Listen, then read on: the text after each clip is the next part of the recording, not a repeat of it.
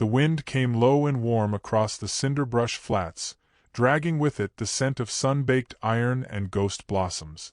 Evening was falling in long golden folds, the last of the light stitching itself into the sand, and Zeke Callahan rode slow through the ravine, reins loose in his hand, eyes half on the trail and half on memory. He wasn't looking for anything but quiet. But sometimes quiet's where the holler comes from. The whistle of the train rose high and far off, a sound like a wound opening across the desert. Just beneath it, soft as sorrow, a voice. A cry. Small, human. He slowed his mule. Listened. Then he heard it again. Mister. It was a whisper so frail it might have been the wind. Might have been madness. But Zeke had learned that mercy doesn't come loud. He kicked the mule gently, and they crested the red rock bend just as the glint of the tracks caught the dying light. She lay right across them. A woman, young, no more than 20, bound at wrist and ankle with rawhide. Her dress, what was left of it, fluttered in the breeze like something lost. Her face, half buried in dust, turned slowly to him. Blood caked the corner of her mouth. Her lips cracked open. "Can you help me, mister?" He dropped from the saddle in one smooth motion. His boots sank into the scorched dirt beside her. No bandits. No struggle in sight.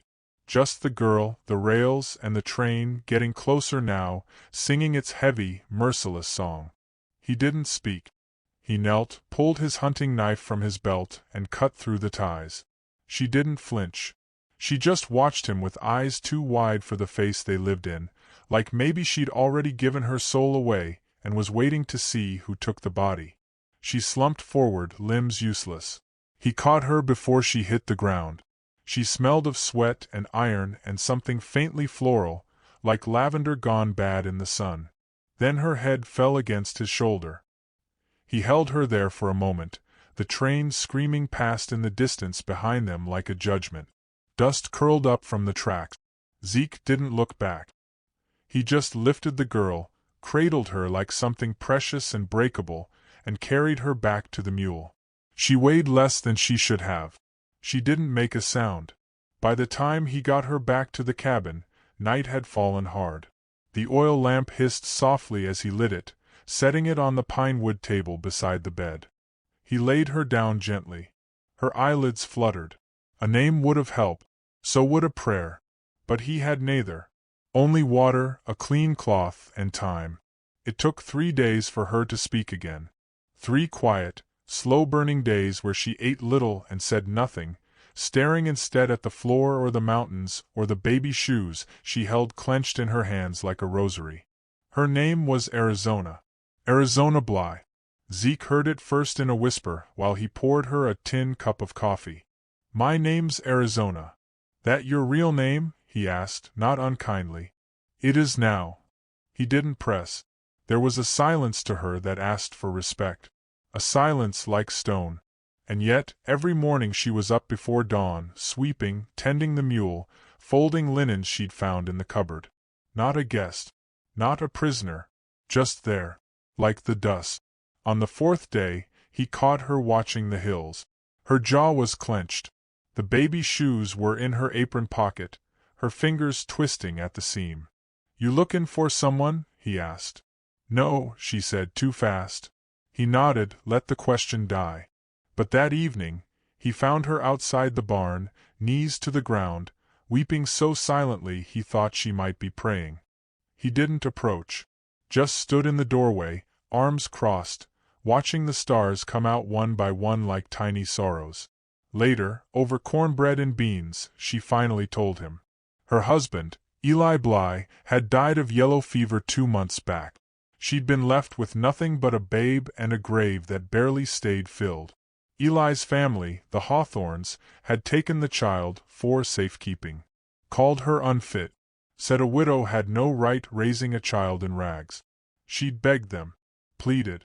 But they were church-going folks, wealthy and proud, and cruel in ways the law didn't see. "They said I was sick in the head," she said. "Said I needed rest." Zeke didn't speak. He let the story unfold like a cut blooming open. "They left me out there. On the tracks. said God would sort it. She picked at the crust of her cornbread.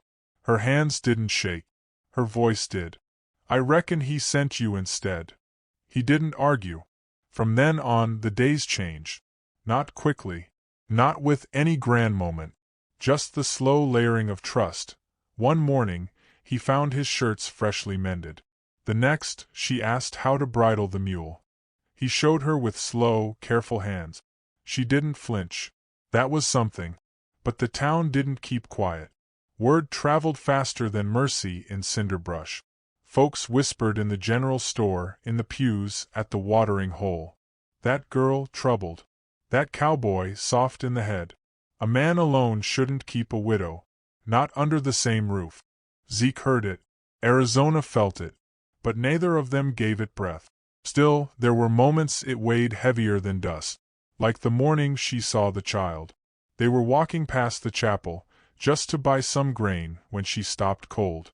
Her breath hitched, her spine straightened, and her hand clenched around Zeke's arm like a hook.